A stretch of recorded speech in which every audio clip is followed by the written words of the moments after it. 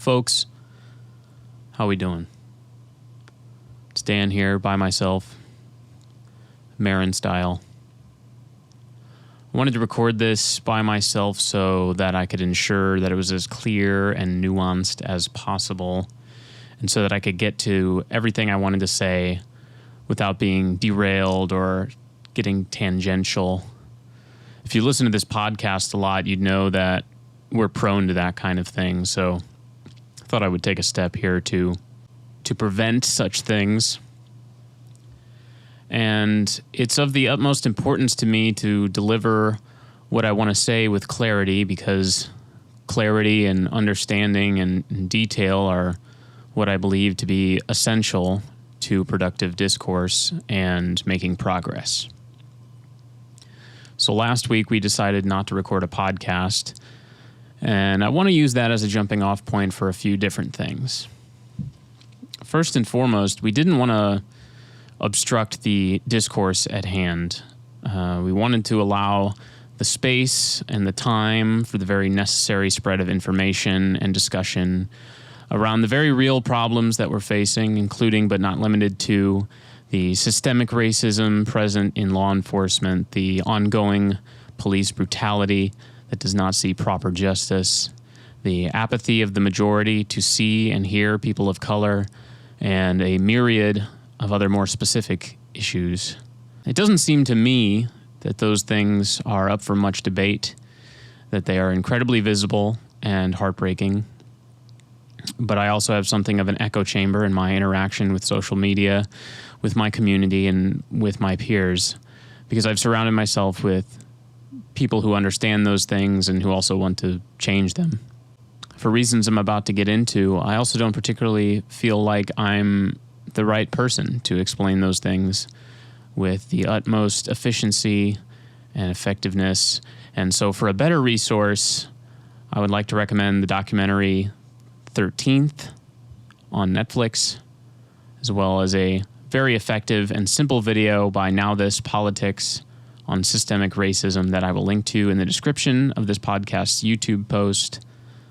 If you're on Spotify or Apple Podcasts, check out the video for this episode on YouTube for that link. I'll also throw a link to a folder of some academic writings and documents that represent some very key arguments being made right now. And as for me and for the podcast, both during and behind the scenes on this podcast, I've always said that I didn't want this show to be political. If you've listened to this podcast, then you know. If you've listened to this podcast before, then you know that I've actually not been very successful in that. And it wouldn't surprise me at all if you've sussed out most of our political views. We make fun of Trump all the time, which, you know, in case it wasn't clear how I feel about him, safe to say he is a Franco or Mussolini level dictionary definition fascist and needs to be stopped. So there's that. But when I say it's a comedy show, that's because I think that's really the only thing I have to offer. I want to be an entertainer, and I want to make you laugh. I want to provide a solid hour of good bits and good vibes, as we say. That's all I really want. That's the thing I'm good at, I hope. If you think I'm not funny and I suck, then be my guest to write that in the comments. I'll be sure to respond to it. But it's my goal to entertain, and it's what I think I might be able to contribute. In a lot of ways, I don't think I know any better than anyone what's going on, how to fix it, what to do, and I don't really want to be expected to know those things, and I don't feel much like I'm asking for a platform, and I don't want a platform, and I don't want it to come off that way. There's the image of the podcast bro that has become a part of the culture. This guy who's inspired by Joe Rogan to start a podcast so he can talk about Cato and Andrew Yang and psychedelics or whatever because he thinks he's got such an interesting, unique perspective. But let me be clear, I absolutely don't think that I'm that interesting or whatever. This is a podcast that I do for kicks. And like I said, I think at most, maybe I could be funny. And I also legitimately can't stand Joe Rogan. You know, we joke about it, we put him on the hit list or whatever, but we're being serious today, so there's your clarification. In fact, the origin of the phrase, "things are crazy right now," was meant to be a satire of comedians who confuse their platform and adoration as entertainers for political means, despite their ignorance. So this image of the podcast guy kind of bugs me because it makes me feel so misunderstood. And then when I try and apply why I might be frustrated about that and know that it's not even a tiny molecular comparison to the overwhelming prejudice and oppression that systemic racism has wrought on people of color, I can't understand what that's like, and my heart breaks. And it breaks for my friends and all the people of color who've told me about their struggles with the police and with finding work or something in their community. And even though I don't feel that I deserve to have a platform, or maybe I don't want one, my privilege has bestowed this moment upon me, and I've decided to use it to express these thoughts and these feelings and hope I can do literally anything for anyone. So furthermore, I'm going to attach more links in the description of this podcast for places to donate, for ways to get involved. If you don't have much expendable income, much like myself, there are a few ways to be active. I've not yet collected the revenue for the advertising on this podcast thus far, since we started the Anchor deal. And so I'm going to go ahead and put all of that previously accrued revenue and all future revenue for this year into a donation to Black Lives Matter. Full disclosure, it's not very much, and I apologize that it's not a bigger statement. But feel free to keep listening to this podcast on streaming services to help. That's another way to do it. Maybe you just want to put this on and let it run. I should mention also that I don't get ad revenue from YouTube, so it's only going to be the streaming services to generate that. With that said, to continue by expressing one of my few personal beliefs, which is that I just want everyone to try and be more compassionate, more understanding, to get engaged. The discourse is really at a disadvantage with the kind of scorched earth policy that I've seen some of my peers using. The with me or against me attitude is not something I really believe in. I think it's really important that we try and approach people that oppose us on their terms. What's the root of their problem? What are they afraid of? What's the common thing that we both want? I think we're in a game that involves a lot of changing of hearts and minds, and that it requires some patience and time to get people to do that. I know we want effective action quickly, but these are sort of the rules, at least now in this day and age. On that note, I'm going to end with a relevant quote that I've been thinking about a lot recently, that from my interpretation ties into what I just said, and hope it means something to you. No man is an island entire of itself. Every man is a piece of the continent, a part of the main. If a clod be washed away by the sea, Europe is the less, as well as if a promontory were, as well as any manner of thy friends, or of thine own were. Any man's death diminishes me, because I am involved in mankind, and therefore never send to know for whom the bell tolls. It tolls for thee. And now, Triplefour Podcast, episode 48. Triplefour, let's talk about it. Okay, Triplefour podcast. Yeah, he said this dude makes a meatwad fucking thing for no reason, and then he says Jim Norton. Bob Dylan I find personally obnoxious, but the Beatles destroyed culture. Oh my god. I got Elon Musk to smoke weed in my Tesla the other day. It's not even a big fucking deal. Things are crazy right now. You don't know shit, do you? We really didn't. You know, you can't always get what you want, but you'll find sometimes that if you try, You just might get it. Oh, you get it! Triplefour podcast, episode 48. Welcome. It's me, it's Dan. I'm back. You just heard me talking for a little while. And as always, with me is the usual cast. Josh? Hey, I'm back home. Spent, since we had a couple of weeks, spent some time and went back to midsummer. Went back to Sweden. Cool places, cool vibes, burned the house down, all the drill, me. The family. But after that, went to just went back home. Now I'm chilling. Yeah, it looks like a pretty regular, normal situation you got going there. Nothing weird. Yeah, nothing weird. I don't see anything weird. That's cool. All right, we got Maddie Bowen. I'm still in my room. Forever trapped in there. It's not as exciting as when Josh is in his room. Because when Josh is in his room, we're like, yeah, woo. I'm back home, yeah. When you're in your room, we're like... That's how I like it to be. Go somewhere. Corona is over, bro. You can go anywhere. Where do you think I've been? Been places. I'm not locked in my room. Corona's over. You beat it. It's crazy. Just left. We also got Nick.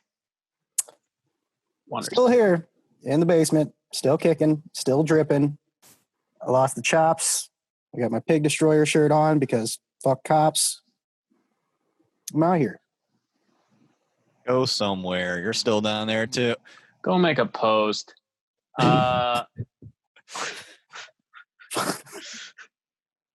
Anyway, yeah, so, hey, so I just, tiny extension to what already was said, but I wanted to say I had a lot of good conversations this week. Lots of dialogue took place. Lots of good things. I just had dinner with my parents. We had good dialogue. It was snappy. It was, efficient. Talked about the issues and various feelings about them. And it was very positive and good. My parents are pretty woke, thankfully. But they were telling me about some of their friends on Facebook. Their old-ass high school friends. And they were telling me about how some people just react to things. Like today they announced that the Muni, the place where they hold outdoor musical theater in St. Louis, was going to be closed this summer because of COVID, which, as we all know, is over. And some woman just commented on my mom's post. All my mom wrote was, first time it's ever happened, and then just like a sad face. And then somebody responded with, what the hell? Who's running that place? Is it the corporations or what kind of idiots or whatever? And it's just like, all she did was share a frowny face, So, boomer Facebook is fucked up. They closed a very public place. Fuck you. What kind of corporation would do that? What kind of idiots are running that place? There's a lot of, an awful lot of anti-corona sentiments around these parts. People are just doing whatever, it seems like. Oh yeah, as soon as we got the first day of freedom, everyone just said, fuck it. We beat it. We won. Easy. It's We done. beat it. I saw It's somebody over. shared somebody shared a Fox News article that said that nobody from the Lake of the Ozarks got sick. So, Corona's over. There's one guy that came in there that was already positive. Yeah, they acknowledged that. They said he was sick already. Nobody got sick from the Lake of the Ozarks. I was talking about that with my mom and my brother earlier.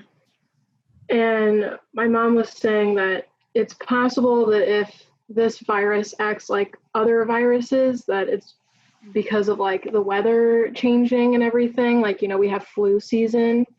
So it's not like you can't get the flu in like the summertime, but you're probably not going to, and it's not as easily spread. So, I mean, we don't know, of course, with Corona, but it's possible that that's why it's not spreading as actively, because it's not, sick season or whatever. Or it's over and it's all a fucking media conspiracy. Corona's over. Beat it. We won. This is our victory. Let's get a round of applause for beating Corona, guys. We did it. Everyone gather in the churches. Packed. Very well done. Thank you, Jesus. That was another Facebook post my mom told me about. She said on Elvis's birthday, she said, "Happy birthday to the king."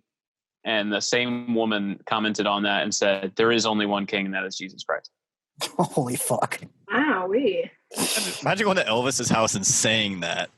There's only Honestly, one. Fuck you, Jesus is real.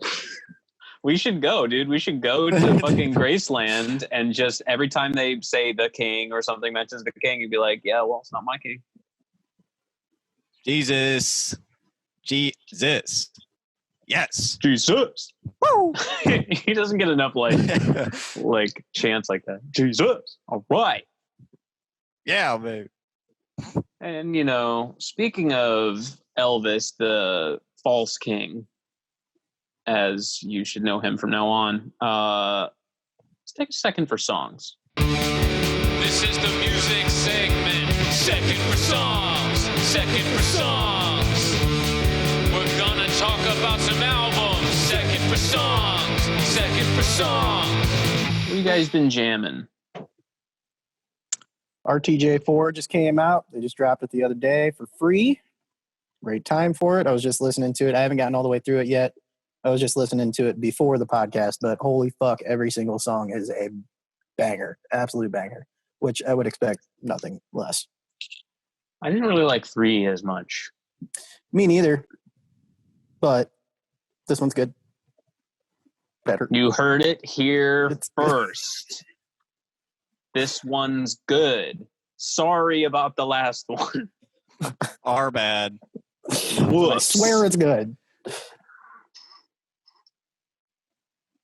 Yeah, I've been listening to Daft Punk a bit more recently. Their last album, Random Access Memories. I've been kind of just deep diving into that. It's been pretty good. I mean, I didn't listen to it as much when it first came out, but now while I'm listening even more so, it's a lot better than what I thought. I played the fuck out of that album when it came out. Like, I was so excited for it. And they had such a cool release strategy with it. Like, all they released at first was just that little commercial, and it had like 15 seconds of Get Lucky of just the little rhythm guitar. Yeah. And everybody's like, whoa, it's like a disco song. Daft Punk's making a disco song with real instruments. And then just stuff started slowly coming out. And then it dropped and it was a banger. That album is definitely like a random access memory for me of high school. Very nostalgic kind of vibes from that. Yeah. I guess the other two artists I'm kind of doing a little bit, kind of deeper into is JPEG Mafia and Peach Pit. The two. Liking going in their kind of discography a little bit. Mostly singles though for JPEG. I listened to that one album that like his big breakthrough one. Oh, Veteran? Yeah. Yeah, that is good. He has an album before that's a bit more experimental, I think, but Veteran he's more solidified in that album. Yeah, he's a weird fella. Yeah. But I'm gonna start PNG Mafia. PNG files can have an alpha channel, so they're better. So you can have transparent backgrounds. Deal with it. Oh, excuse me. He might have a gun. Cut that out.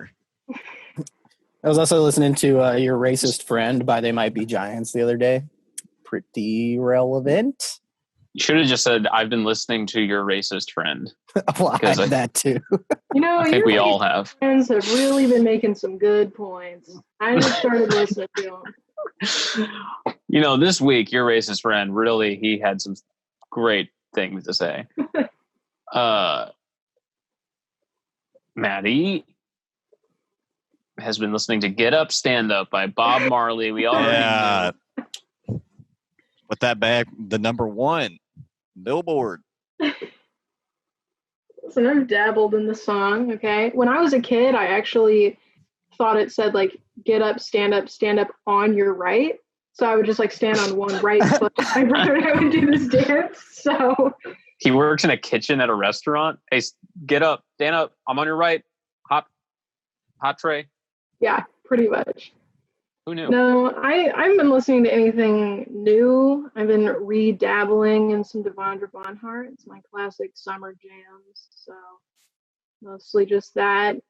Some good old J Balvin as usual. So Despacito, greatest hits. His greatest hits compilation. It's just Despacito 11 times on one CD. Yeah. And then there's a Bad Bunny song at the end. Crazy. Yeah. Yes. I kind of feel like Nas X would put Old Town Road, but like 15 times as his end of year playlist. It seems like something he would do because he had. I mean, I forgot how many remixes he has of that song, but it's enough. Old Town Road was really inescapable there for a while. Oh yeah. I mean that was like. It was insane. I remember working last year at the lab, and I shit you not, it was every other song that played on the radio. It's just Old Town Road, Arbitrary Song, Old Town Road, Arbitrary Song, all day long. Bad Guy. It's almost as bad as when that Goat Yay song came out. Somebody that I used to know. That's what the fuck it is. That's what it was. Goat Yay? Goat Yay. I think it's Gautier. Gautier? Okay, whatever. Fucking cares. Or you could say Got Ya. Remember Got Ya album? What happened to him? Good question. Somebody find out, then let me know. It's somebody that I used to know. He's been playing that song in local bars this whole time, ever since they became number he one. Only did one song. And nobody remembers what he looks like, so nobody says anything when they see him at the bar singing the song. They just think it's a karaoke thing. Yeah. Okay, Siri, what happened to Goat Yay? He disappeared. After his last album, Making Mirrors, released in 2011, he disappeared in the music scene. 7 years has gone by, and as far as the music world knows, he's inactive. So this is on Wikipedia? Wait, what? What? That's not how that should be written. It's not he literally Wikipedia. disappeared. We need your help in finding him. He's missing, guys. He said, my work is finished. Yeah. Backer is his real name. Now he's missing, and it's a problem. So he's doing karaoke. Now he's just somebody that I used to know. Yeah, he sure is. Ironic title for him to make a song about. Yeah. I finished. This is a crossover episode. Moment for literature. A moment for literature. Master Lemonnion requests your presence in the foyer now. Finished Our Band Could Be Your Life, and let me tell you, Gautier could be your life if you're a total loser and you only have time for one song. There was a chapter about the butthole surfers, and let me tell you, not flattering, not a flattering portrait painted of the always classy butthole surfers. basically the whole thing was just about how they were assholes and like set things on fire on stage and destroyed venues and beat each other up and took acid all the time. And I was like, why would I like this band? And then at the end, even the guys in the band were like, yeah, the music's not very good. Just like, why exist? It's pure honesty there. I gotta give him credit. It's like, yeah, I never really thought it was that good. Live shows were fun. I don't know. It sounds pretty punk rock to me. Yeah, but you go to a certain point, man. It's like there's being punk rock and like doing a crazy show, and then there's like just being destructive. Like the stories of their shows are literally like the main guy was so fucked up on acid and drunk and felt just falling into the crowd at a European festival and fighting people and just not doing the songs and not playing the music and just ruining the show. It's like, what's the point? Imagine like getting a ticket to that, expecting a mosh pit, but the mosh pit is actually on the stage and not in front of you in the crowd. It's just band members beating each other up. I've actually been to shows like that. It's quite fun. So go to the Sinkhole, check it out. Crazy stuff going on there. The Fugazi chapter was really cool. I gained a lot of respect for Ian MacKaye. The Minor Threat chapter kind of made him seem like super uptight and not cool because of the whole straight edge thing. But getting into the Fugazi stuff, seems like a really interesting man and a very cool dude. So okay, first you give them the Butthole Surfers grief for doing drugs. Then you say that Ian MacKaye is a fucking square for not doing drugs. How many drugs do you want people to do, Dan? A moderate amount. God, it's almost like they're extremes, and either extreme is annoying in its own way. Wow. Life is extreme if you want to make it. SpongeBob said that. Well, just the average amount of drugs. Just, just give me a ballpark number average. Just an average amount. Just a medium amount. Just a like totally regular amount. You know? Give me like 2.5 drugs. Yeah. Do 2.5 drugs today, please. Rounded up to 3 to make a little bit of an extra. Also, Fugazi made good music. Spicy. Fugazi, good music. Butthole Surfers, butthole music. For buttholes. Eloquently worded. Yes. Finally, somebody came out and said it. Speaking of buttholes, Joe Rogan got demonetized on YouTube. That's for why? Cool. What? Apparently it was like a big. Yeah, that's pretty much what it said in the contract from YouTube. It said, Joe Rogan, you are a butthole. We are demonetizing you. Noticed you've been a butthole for a while. You've put out like 1,500 episodes of buttholery, and it's time to stop. We saw that Bob Lazar shit, and we just came across Bob Lazar, and we were not happy. I like how it's written as if it's like 3 guys who decide this, and they just watched the Bob Lazar episode. Like they've been catching up, watching every episode. Like we just saw the Bob Lazar episode. Yo, dude, you're a straight butthole. Out. Hundreds of episodes until Bob Lazar, and they're like, you know what? No, don't like that. What was the real reason? What was the real reason? Yeah. Oh, it was just a push from YouTube itself. Hold on, I have the fucking article right here. Something to do with, they don't like what he's saying. He's saying too much. So, yeah, Bob, basically, you're not far off from the Bob Lazar thing. It was just too much. So they really are that stupid. So they really were calling him a butthole. Despite being one of the most popular channels on YouTube, even Joe Rogan has been a victim of YouTube's mass demonetization. Hundreds of episodes, no problem. One episode, major problem. Here we go. According to Joe Rogan's producer, Jamie, a recent episode of the Joe Rogan Experience podcast featuring stand-up comedian Ari Shaffir, episode 1, I'm not going to plug the episode, was demonetized after a human review for containing harmful or dangerous acts. Whatever that means. I think they're talking about Bob Lazar. Yeah, that's a veiled Bob Lazar attack. Rogan said that he and Shaffir may have joked about harmful and dangerous acts, but there wasn't any harmful or dangerous featured in the video. Oh, You didn't see the 15-minute segment of the Ari Shaffir interview where they plotted to blow up a hospital? listen, it's really easy to be labeled a terrorist, okay? Let me tell you. When I was 14 years old, Oh my God! I swear to God, this is a true story. When I was 14 years old, we were on vacation at Table Rock Lake with the family. This was the first year that we were staying in a place besides where we stayed growing up. It was a new, like the people that owned that cabin sold that cabin, so we stayed in some shitty motel or whatever. But we were there, and it wasn't near the waterfront, so we weren't like bulling like we usually do. And there's not a whole lot around there, but they had a water tower.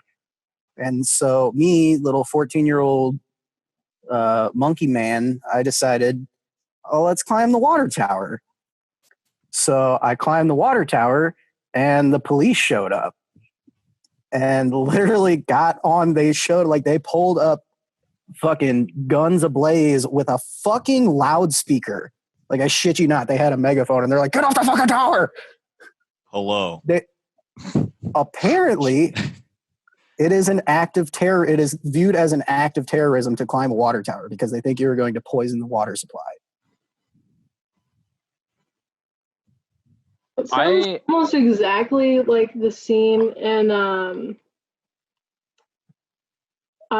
What's Eating Gilbert Grape, where they climb the water tower. Am I thinking of the right movie? Yeah. Okay.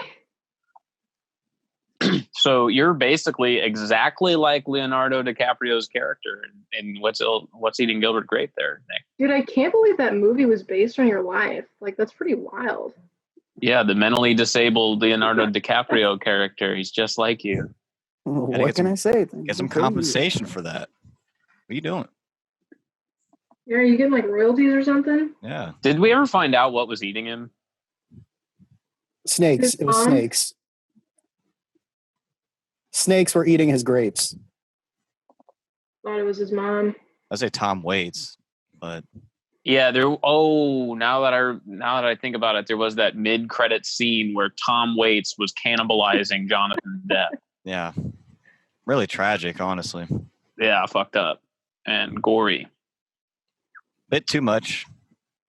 Probably got demonetized.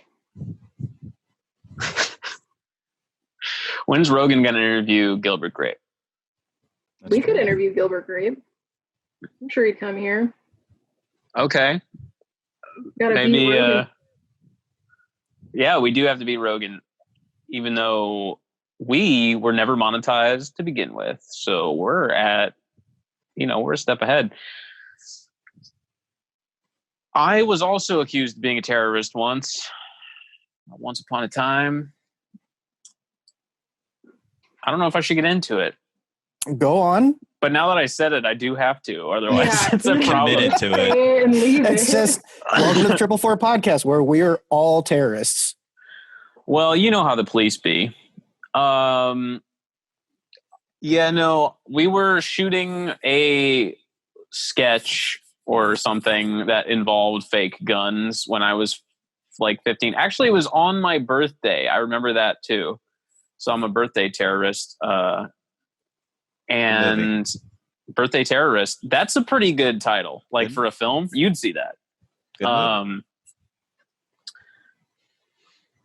It was like, okay, high school got out of class earlier, like 2:00, 2:30. So me and our friends were going to shoot a sketch video, and it involved like some The Matrix type shit with like fake guns and stuff. And we were just out on the in the front yard, And then the bus for the middle school, which was getting out later, like 4:00, comes around and was going to drop off my friend's sister, but she wasn't on the bus that day for some reason. Bus driver comes by and then calls the police on us and said there are kids with guns pointed at the school bus. And then we immediately after the bus rolled by, I don't know like why we had this instinct, but it was a good one. We packed everything up and just went inside. And we should have just stayed in there, but eventually, like 5 minutes later, I didn't see anybody outside, so I started walking home. Got harassed by the police. Said, "What are you kids doing?" Or like, "These are fake guns. We were shooting a video. We're just like goofing off." And then got harassed for like an hour or two. Got our names and ages and stuff taken down. A few hours later, the police went to my house, got a hold of my parents and told them like they had seized our like Nerf guns and airsoft guns. And the guy made a whole deal out of this to my parents. Like, yeah, I was carrying this Nerf gun around. Everybody thought it was real. I'm like, fuck you. No, that wasn't the reason. They just wanted a Nerf war inside the police station. So they just took all the guns. I was carrying this through the office and everybody's like, damn, I want that. Yeah. So yeah, that was a great use of tax dollars and, great feeling, great birthday. The day I was accused of domestic terrorism. They used that word terrorism. They were like, we could be we were called that there were guns being pointed at the school bus. That can be considered a terrorist threat. And I'm just like, yeah, if you were an idiot. Maddie, you ever commit any acts of terrorism? Were your parents mad or were they like, what the fuck? Who cares? I mean, they gave me a hard time about it, but they didn't side with the you are a terrorist and all the police who are supposed to be according to recent graphics I've seen receive like hundreds of hours of weapons training. Maybe they would be able to identify a Nerf gun from amongst the various kinds of weapons. You some kind of birthday terrorist? You're one of these birthday terrorists, aren't you? Keep seeing them on the news. Might be one of those. I know it. Yeah, Maddie, you ever been a terrorist? I thought about it, but I was just like busy for most of my birthdays, so I didn't really get a chance to commit any. As if birthdays are the only days you can do it. Yeah. Well, if it's your birthday, you can do anything you want. Huh. Is that the terrorist defending himself in court? It's my birthday. I can do whatever. That's how the song goes, right? It's my birthday. I can be a terrorist if I want to. The terrorism theme song? Terrorism. Theme from terrorism. That's how they got people into Al Qaeda. They just put a birthday terrorist theme song. They're like, yeah, and get this. If you decide to become a terrorist on your birthday, you can do whatever. It's crazy. A lot of things. You don't know what. Oh, dude, you know what? I just realized we're talking about dangerous and harmful acts. We might get demonetized. No, it's cool. It's like we're like 30 minutes in. They'll never watch this far. So now we can say whatever. Birthday terrorist. Birthday terrorist. See, if you couple it with a positive word like birthday, it's fine. It's like fun. Terrorism, sunflowers. Yeah. I'm sure, well, again, we aren't monetized to begin with, but when we put out an entire episode, we put out an episode called Pinecone Terrorist. And we also put out an episode called Free Paul Rubens. So, crazy. Yeah. Anyway, Our Band Could Be Your Life. Great book. Check it out. A lot of fun to read. Can't wait for the next book that I read. Then this has been a moment for literature. A moment for literature. And now, friends, I discussed, what the goal of this podcast was. Some good vibes, some good bits, and there's no better way to achieve those than just taking a little time for films.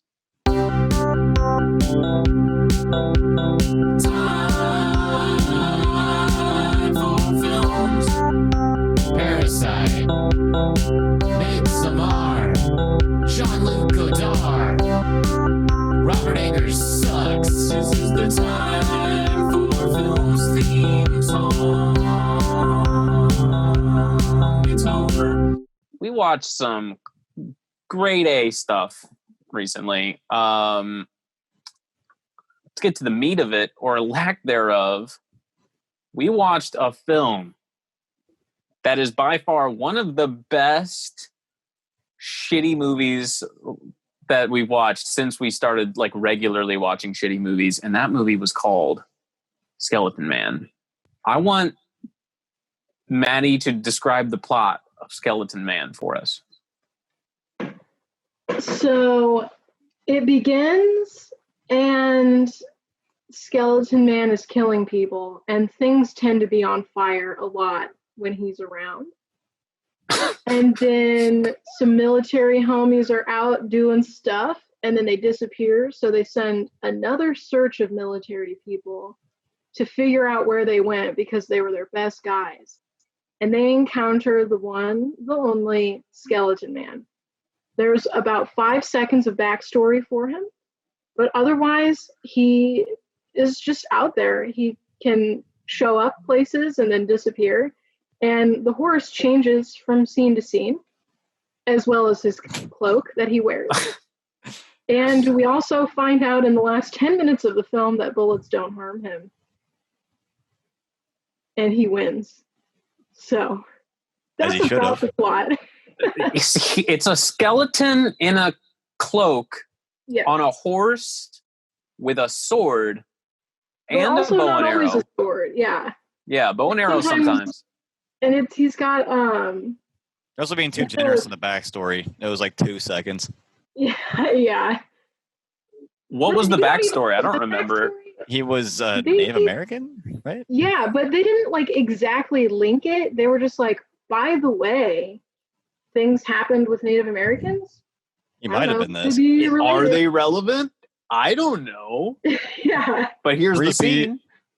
So we're assuming that's his backstory, but it's pretty unsure. And basically he's cool and he wins.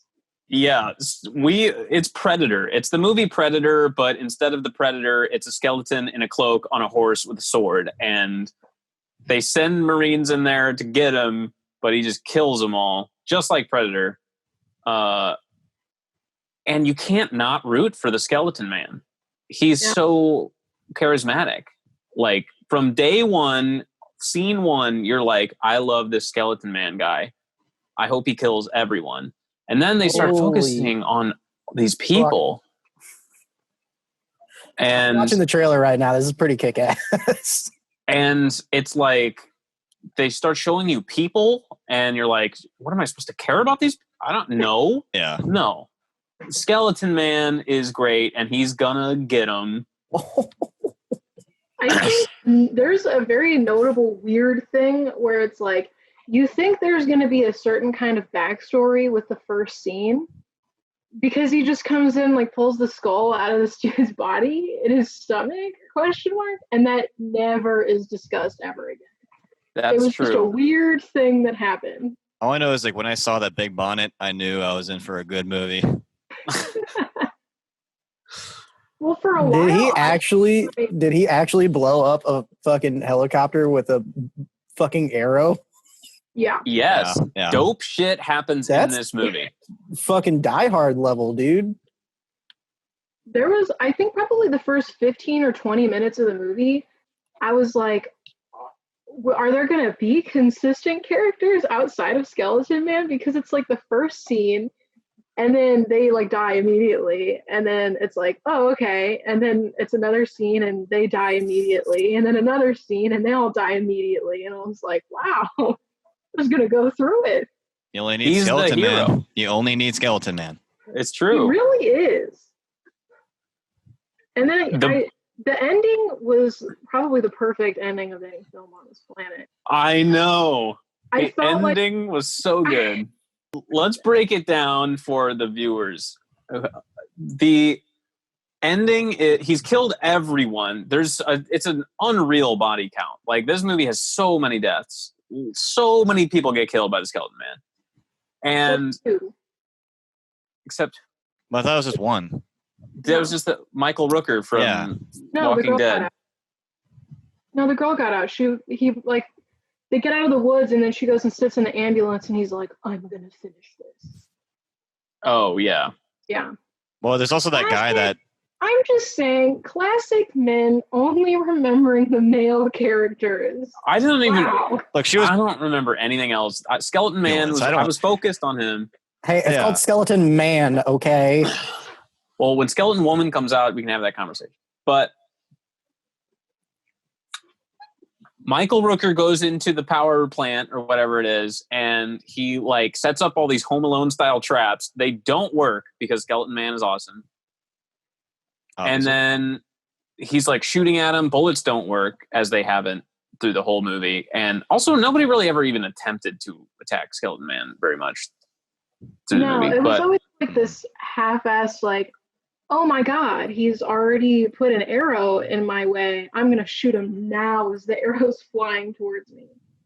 It should also be noted that all of the specially trained military personnel are shooting at him through this whole movie, and not a single one even hits him for us to know that bullets don't work on him until the last 10 minutes of the film. There's also the gun that has the big ass camera on top. That is a huge scope known to man, and he still misses him with almost every shot. But Michael Rooker goes into the power plant. He sets up all these traps, and they don't work. And then eventually, he just rigs the whole building to explode. Yeah, and it does. Michael Rooker gets out, and we're like, "Oh, dude." He couldn't have killed Skeleton Man. Skeleton Man isn't going out like that. And we're like, he walks out to the ambulance, and then the camera starts panning up, and all of us collectively in the room go, oh no, that better not be the ending. Credits start rolling, names, and we're like, no, and then hard cut like 10 seconds into the credits. Hard cut, Skeleton Man riding through the forest in the moonlight. He's alive, and we cheered. It was so fucking good.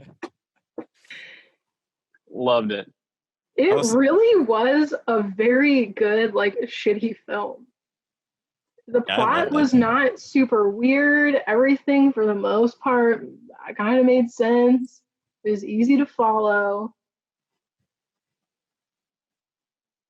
I just love good vibes. Of the backstory. Still a solid movie. Loved it. Yeah, still great film. Yeah.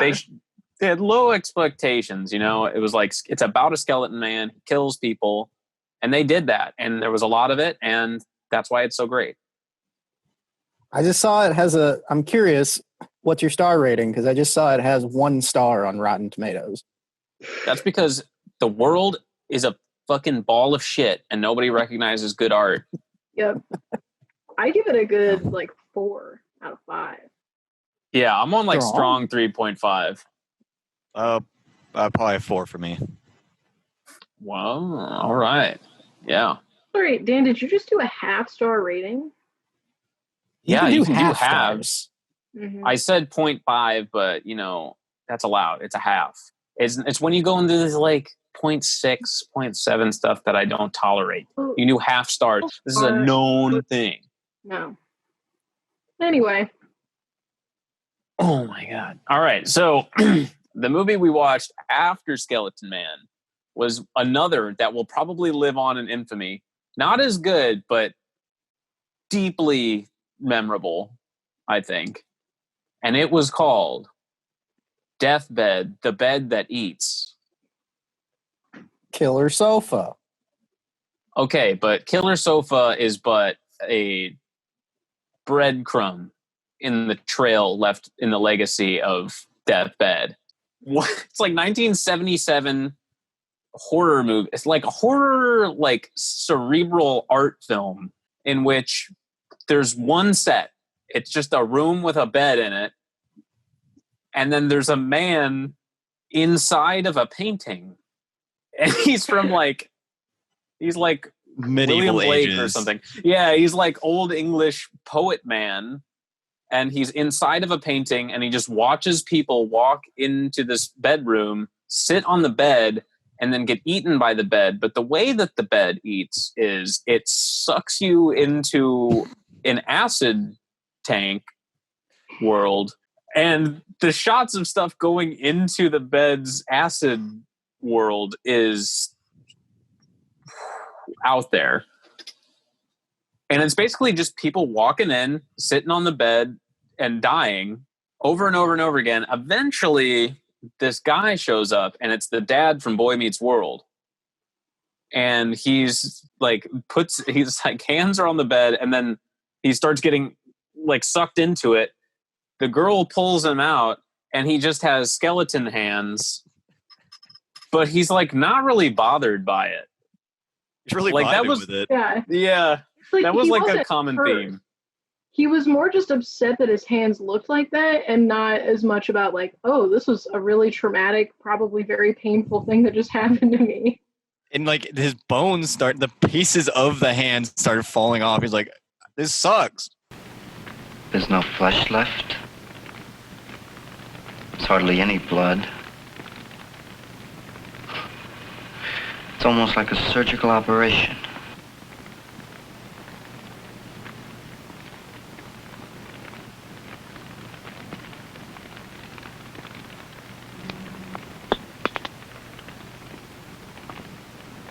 Great. Cartilage is decaying. Pretty much. Like, This is a bummer. Let's not forget the like 100 hour scene where the one chick comes in and she's like, guess my bitch ass friend is gone. Guess I'll take a nap. And then she starts getting sucked in and then crawls out and is just moaning on the floor. Oh, yeah, and crawl away. And then finally gets to the stairs and opens the door. And then the bed's like, nah, I'm going to take you back. I'm glad we spent all this time. Yeah, that was so long. Because the bed didn't showcase any other powers. And then all of a sudden in this scene, it drags out her crawling away for like 10 minutes. And then all of a sudden, the bed has the power to just grab you and pull you back. I just love the fact that in those scenes where, they're in that acid bath or whatever, you just hear like munching noises. Yeah. You just hear him crunching on it for no reason. I really liked the guy in the painting's dialogue with the bed. Dude, just the way he talked to it was kind of funny. It's like, oh, you're hungry, boy, aren't you? It's been so long since you've last eaten. And then, like, when the bed wouldn't eat that chick, he's like, what? What's this? You won't eat her? Is it her eyes? Her eyes remind you of someone. Yeah. Don't complain to me. I didn't glut myself into this corner. If you weren't so greedy, you wouldn't have eaten everybody who came into the house. Now the estate bears such an aura of misfortune for all the unexplained disappearances. No one wants to come here. It talks to the bed like it's a dog. Yeah. And my brother turned me on to Patton Oswalt has a bit about this movie. I don't know if I ever ended up sending it to you guys, but Patton Oswalt has like a whole joke in one of his, like a 5-minute thing in one of his specials about Deathbed. And he basically says the thing that I always say when we watch these kind of movies, which is, how did they get this made? Why can't I make this? Why did they get to make Deathbed? And everybody just said, oh, it was okay. Every producer, the studio, all the actors, everybody just went along with this. They're like, oh, it's the bed that eats, whatever, just do it. And like, they were fine.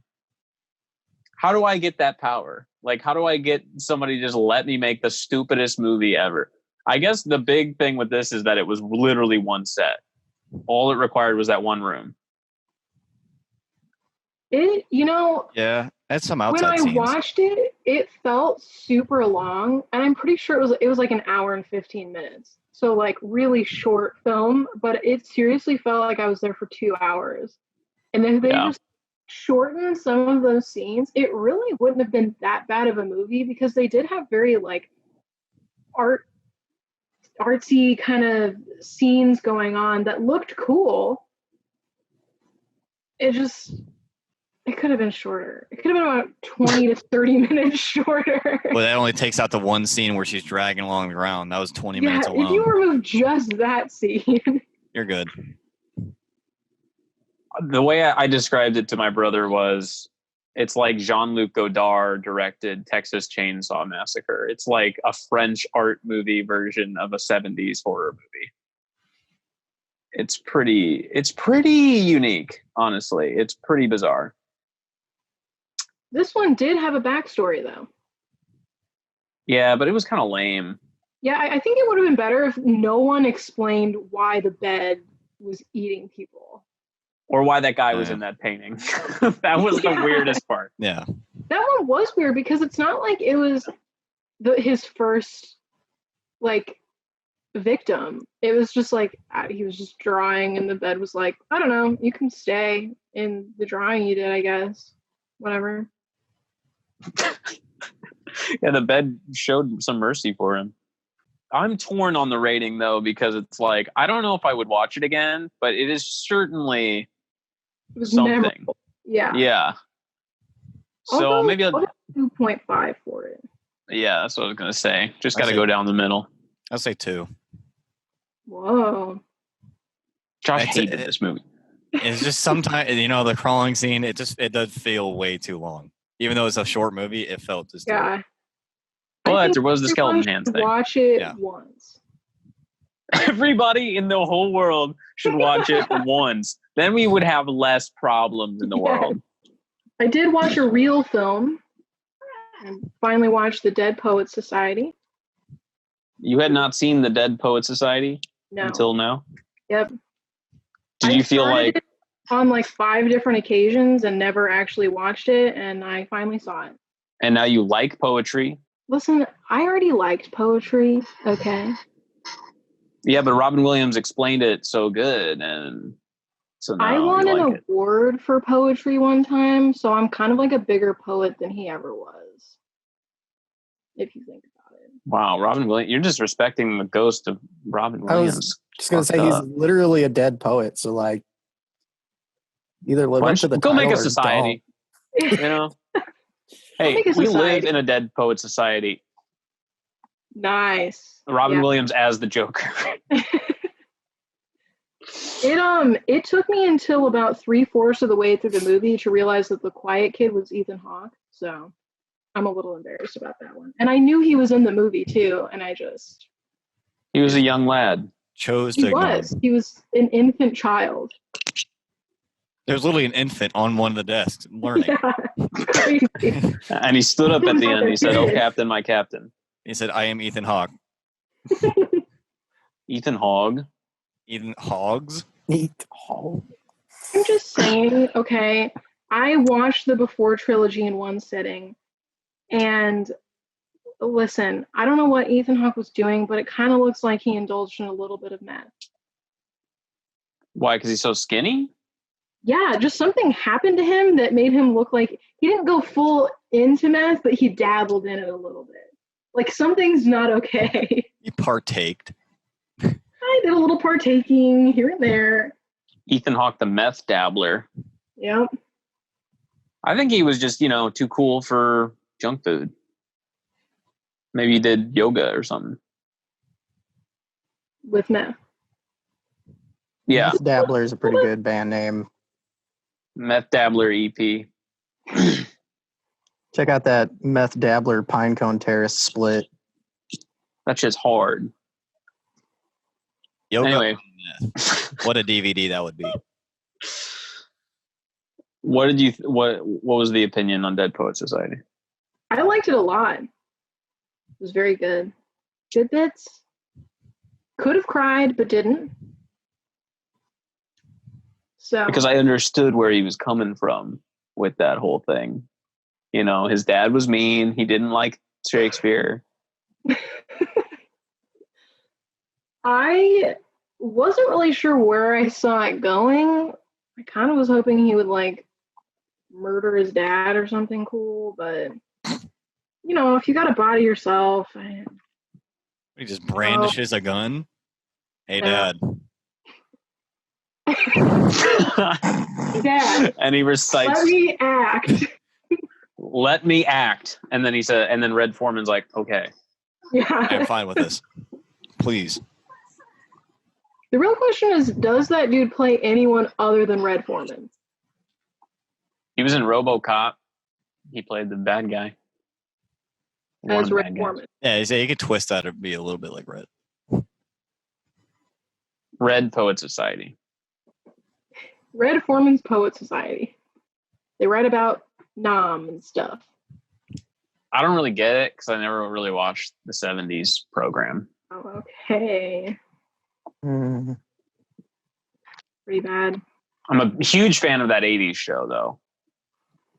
Yeah, it doesn't really compare to that 70s show, though. Watch that 90s show. What the fuck? How about the That 2020s show? Yeah, it's fucked. really not good. It is depressing. It is starting out really strong. Lots of room to fix stuff, maybe. Giving out all the hits. Yeah. Any other movies, folks? I finally did it. I finally found it. I've been searching for years. I watched The Room.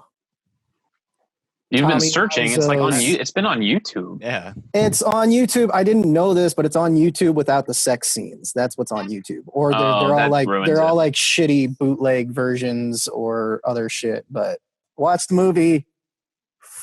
What the fuck? It's a masterpiece. Tommy, what's going on with you? I love it. What is the deal?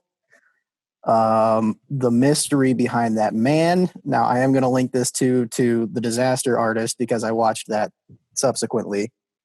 He's like all-American guy. The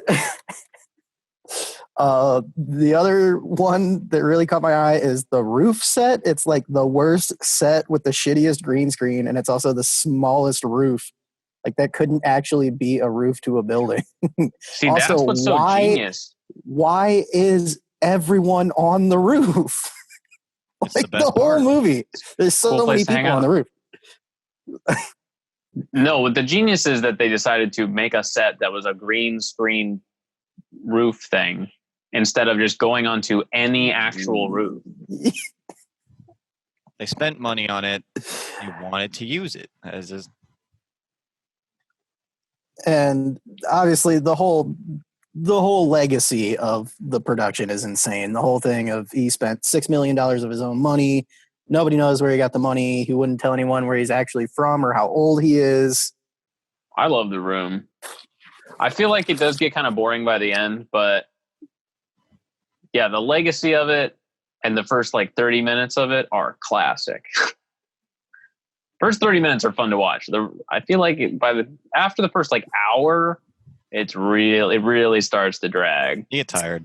Kind of tough. Yeah. And then the ending, dude, when the credits hit, I fucking lost it because I was like, are you fucking kidding me? Are you fucking kidding me? Is that really the end of the movie? And then Skeleton Man riding through the forest. My favorite part is he definitely just has sex with her belly button the whole movie. And no one yeah. That poor actress. And all the interactions, like the dialogue, are like those the memes you see where people say that we hired 10,000 bots to watch 1,000 hours of this genre and we had them write a script. They're like NPC interactions. When he goes into the flower shop, he's like, "Hey, hi, how you doing? Okay, what? You're my favorite customer." For you? Yes, they are. Okay, thank you. Bye. Hey, doggy. Hi, doggy. You're my favorite customer. You're my favorite customer. You're my favorite customer. That's my favorite part. She says it like as he's leaving. Yeah. Like, hi, doggy. And he's like, all right, goodbye. You're my favorite customer. Hi. Can I help you? Yeah, can I have a dozen red roses, please? Oh, hi, Johnny. I didn't know it was you. Here you go. That's me. How much is it? It'll be $18. Here you go. Keep the change. Hi, doggy. You're my favorite customer. Thanks a lot. Bye. Bye-bye. And now it is questions that have plagued mankind. Who am I? Where do I belong? Where is the path? Questions that have plagued mankind. First one comes to us. This is from a viewer of the podcast. Gave us this question. Oh, really? Yeah. And so this question comes to us from USB Diddler. And they say... What? It's a Run that back a username. little bit. USB Diddler. USB Diddler. That is the username. A viewer of the podcast. Okay. No, that's not the viewer. That is the person who submitted the question. Oh, okay. So I was like, USB Diddler, a common viewer of the podcast. You know, USB Diddler. They be watching. They like Henry Rollins' Toe episode. Free Paul Rubin. They really like the Free Paul Rubens. I heard many compliments about that one. So the question is, can a dildo give me malware? So I think that's the subtext. Just a little bit of story. I recently purchased an adult toy. The charging cable has a USB extension or connection. I needed to charge it, but all of my USB to wall adapters were taken. So I considered plugging it into the port in my computer. This got me wondering, is it possible for my USB dildo charger to infect my computer with malware? It's certainly large enough to hide the components of a flash drive in it, right? Has this ever happened? passing this one to Maddie. Yeah. Oh, wow. Resident expert. On computers and viruses. Yeah. What do you think? Family program. Family. This is a family show. Golly. PG. You know, honestly, not a bad idea. And I will ask my dad about it. He has been known. What? Yeah. Wait, what? I want a little bit more about this. What? So just leave it at that. No, my dad likes to write codes to hack people's computers for fun. And when I was younger, wait, your dad is the source of all of these computer hacking? Dude, dildo hack. Yes. No, he would just do it for fun, and he wouldn't do anything with it, but just for shits and giggles. And I remember being younger, and he was like, "Yo, Maddie, come check this out." And he plugged this thing into my laptop, and he was like, "Now watch." And he's like a total dick about it. So it's like your computer shuts down, and then it turns back on, and it's like, "Hey, idiot, you have a fucking hack on your computer, and I'm in control now, and you can't do anything." And it opens stuff up and fucks around with shit, and there's nothing you can do. You just have to watch it do this thing, and it sends messages to you like, "What an idiot you are for doing this." Wow. So, imagine your dad walking in on an 8-year-old Maddie saying, "Have I got a program for you?" And he puts a USB in your computer and then it starts smoking. It's just, check this out. He leaves the room. He never reappears until after the program's done. It's like, "So you had fun, huh?" So Maddie's dad is a dildo hacker. Yes. That is a pretty good question, though. I mean, Why not? Why not? I'm stumped on this question, yeah, because certainly there's enough space for that. Just plug it into the wall, maybe. I mean, know, that would be like a normal hilarious person. to keep a storage drive in if you don't want anybody to know where you keep your shit at. You keep all of your porn in your dildo. You know, like well, see, but that presents a problem because then you can't watch the porn while you're using the product. If you get a long enough cord, you can. I was going to say long enough dildo. Get a like a 2-meter dildo and or you can just sit Oh my really God. close to your laptop. Well, okay, it's a dildo, but it's like a really long and like elastic so that it can like bend around corners and stuff.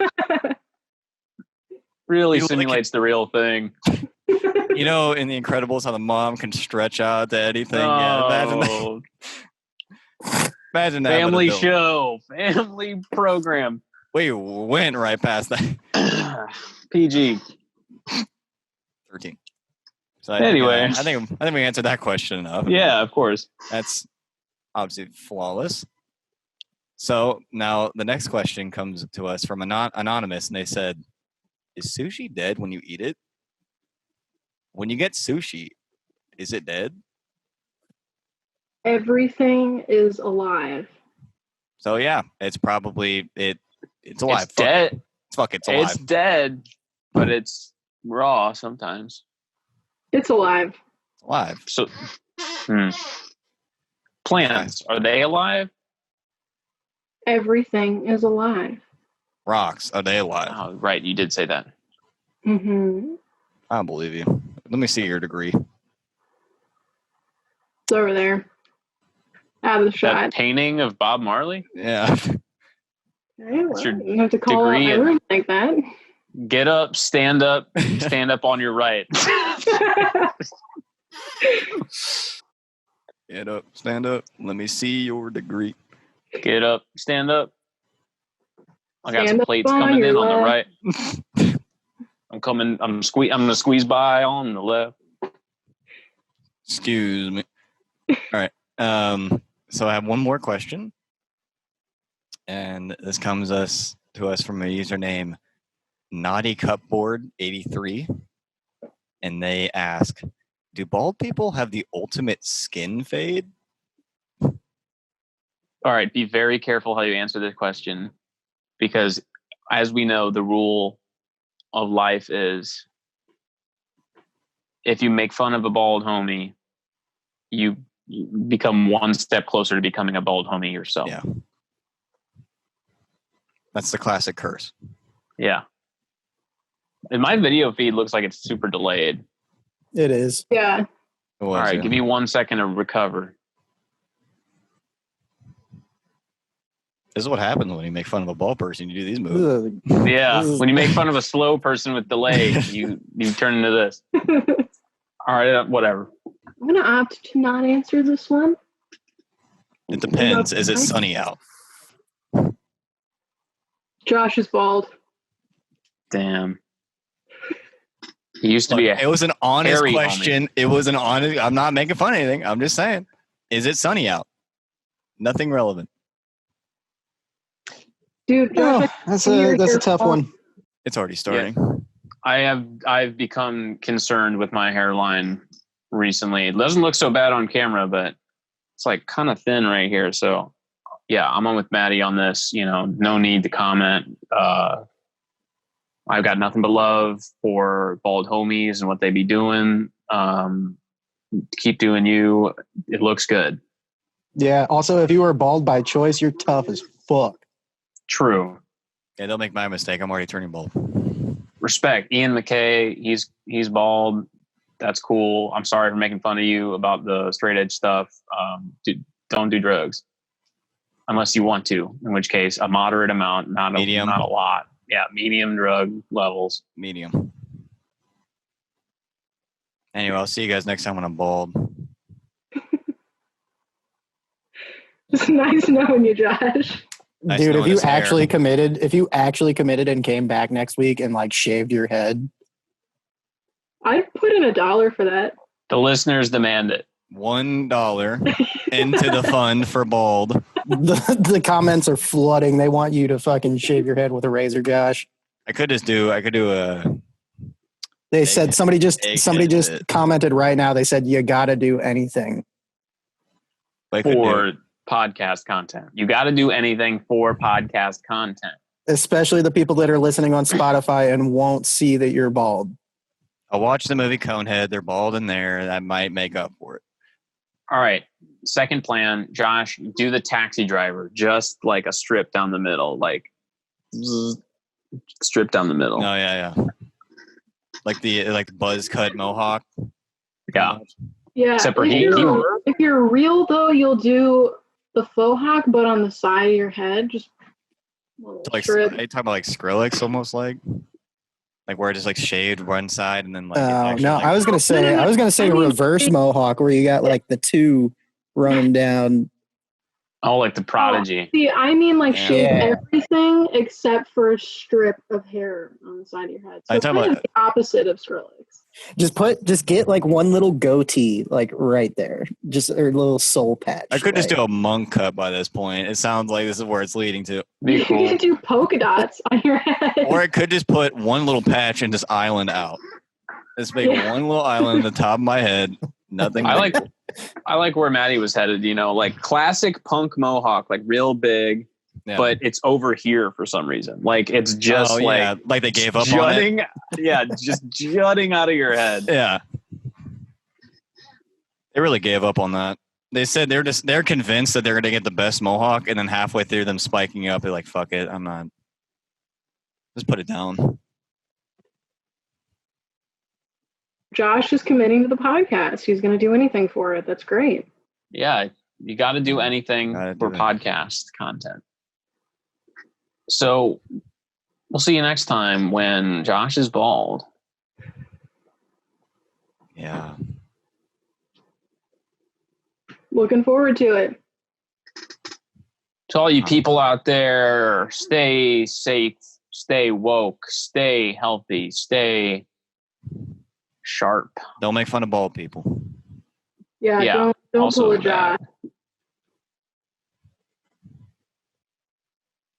Bye.